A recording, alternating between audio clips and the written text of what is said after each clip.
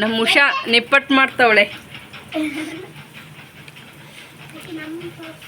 ನಾವು ಸಹಾಯ ಮಾಡ್ಕೊತೀವಿ. ನಮ್ಮ ಸ್ವಲ್ಪ ಹೇಳಮ್ಮ. ಹುಷಾರು.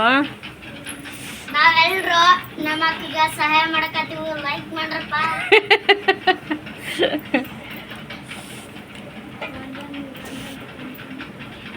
ಇವತ್ತು ನಮ್ಮ ಅಡಿಗೆ ಮನೆ ಸಾಮ್ರಾಜ್ಯ ಮಕ್ಕಳ ಸಾಮ್ರಾಜ್ಯ ಆಗಿದೆ. ಒಬ್ರು ಉಂಡೆ ಮಾಡ್ತಾರೆ, ಒಬ್ರು ಎಲೆ ತೀಡ್ತಾರೆ. ಇಬ್ರ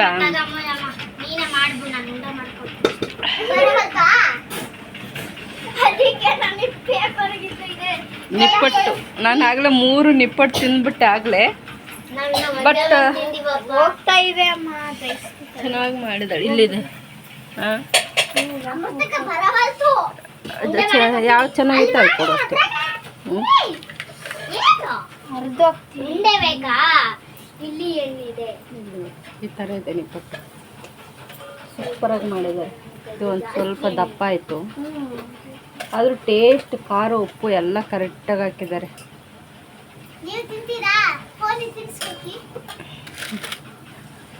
ಒಂದು ಕರ್ಗೋಗೈತೆ. ಇದೆ ಎಲ್ಲ ಚೆನ್ನಾಗಿದ್ದಾವೆ. ಅಲ್ಲಿ ಒಂದು ಸ್ವಲ್ಪ ಎಣ್ಣೆಗೆ ಬಿಟ್ಟಾಳೆ ಇವಾಗ.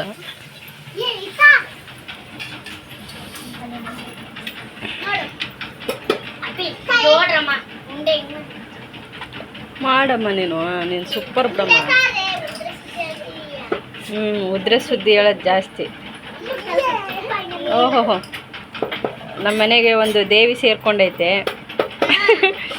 ಅವಳು ಪಾಪ ಇವ್ರು ನೋಡಿ ಕಲ್ತಿದ್ದಾಳೆ. ಚೆನ್ನಾಗಿ ಮಾಡಿದ. ಅವ್ರ ಮನೇಲಿ ಮಾಡಲ್ಲ ಏನಿಲ್ಲ, ಇಲ್ಲಿ ಬಂದು ಚೆನ್ನಾಗಿ ಮಾಡೋದು ಕಲ್ತಿದ್ದಾಳೆ ಅಲ್ವಾ ದೇವಿ? ನಿಮ್ಮ ಮನೇಲಿ ಈ ಥರ ಎಲ್ಲ ಮಾಡೋಕ್ಕೆ ಬಿಡಲ್ಲ ಅಲ್ವಾ? ಹಲೋ,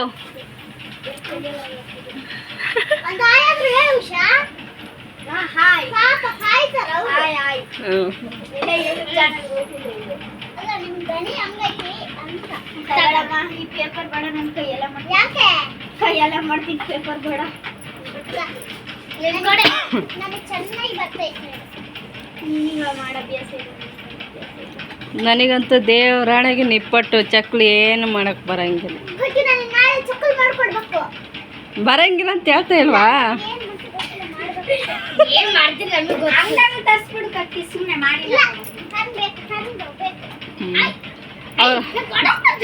ಅವ್ರ ಅಮ್ಮ ಮಾಡ್ತಾಳೆ. ಬನ್ಸರ್ತಿಗೆಲ್ಲ ಅವ್ರ ಅಮ್ಮ ಮಾಡಿಕೊಡ್ತಾಳೆ.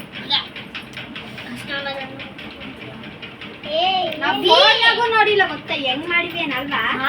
ಏನೇನು ಹಾಕಿ ಅದ್ರಾಗ? ಏನ್ ಸಿಕ್ಕದ ಏನು ಸಿಕ್ಕತ್ತದ ಹೆಂಗೆ ಹಾಕ್ತೀವಿ?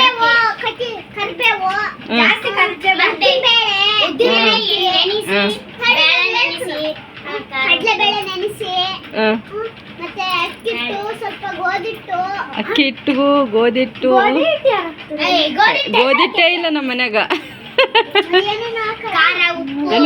ಉಪ್ಪು, ಅರಿಶಿನ, ಸ್ವಲ್ಪ ನೀರು, ಕೊತ್ತಂಬರಿ, ಕರಿಬೇವು, ಹೌದಾ?